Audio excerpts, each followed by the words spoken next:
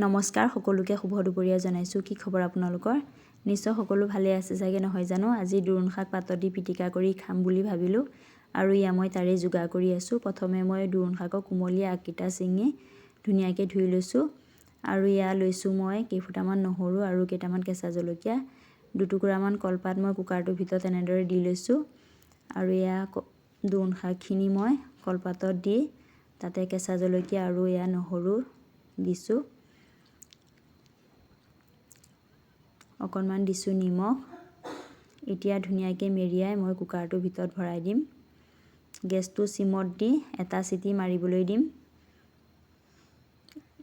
এনেদৰে দিলেই হৈ গ'ল আৰু এইফালে মোৰ ৰেডি হৈ গ'ল দোৰোণ শাক পাতত দিয়া। এনেদৰে কোনে কোনে খাইছে কমেণ্ট কৰি জনাবচোন আৰু যদি আপোনালোকে খাই পোৱা নাই এদিন খাই চাব।